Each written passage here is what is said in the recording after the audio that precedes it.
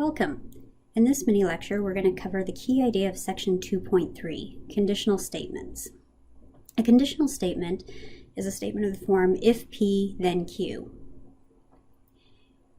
Conditional statements occur often in mathematics, and we'll be working with them throughout the rest of the semester.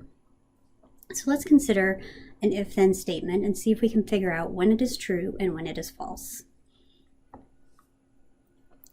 We begin by identifying our two statements.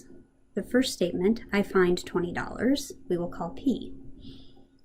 I will buy you ice cream is the second statement. So, when is the statement, if I find $20, then I will buy you ice cream, true?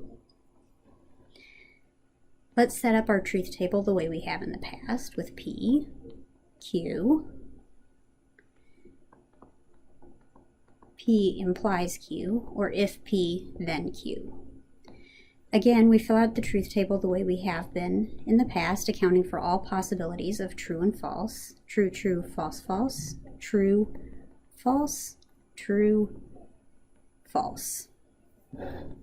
So, let's consider when both statements are true. If I find $20, that's essentially a promise. So if I find $20 is true, and then I buy you ice cream, so it's true that I did buy you ice cream, I haven't broken my promise, and overall, our statement is true. Now, if I in fact do find $20, so P is true, but then I do not buy you ice cream, I've broken my promise. You're not very happy with me. And in the end, that's made me a liar. So overall, the statement is false.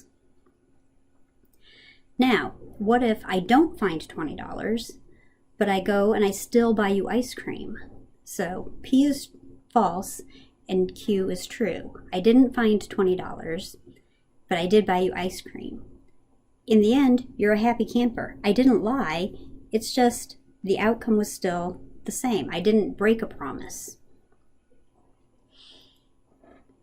Now, if I don't find $20 and I don't buy you ice cream, I didn't lie. It's exactly what you would think would happen. If I don't actually find it, I won't keep the second half of the promise. I did not buy you ice cream.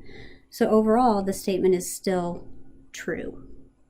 So the only time we get a false statement is when we have broken that promise. Now, there are many ways that we can phrase the conditional. Many of these we don't actually use in everyday language, but they do occur commonly enough in mathematics that you should familiarize yourself with each of them. So, as we saw above, if P, then Q. That's the most standard and what we will see most often. But Q if P, Q whenever P, Q provided that P, whenever P, then also Q. P is a sufficient condition for Q.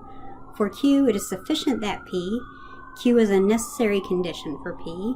For P, it is necessary that Q. P only if Q. Each of these can be rewritten as if P, then Q. So you should familiarize yourself with each of these terms. That's all for now. Thanks. Have a great day.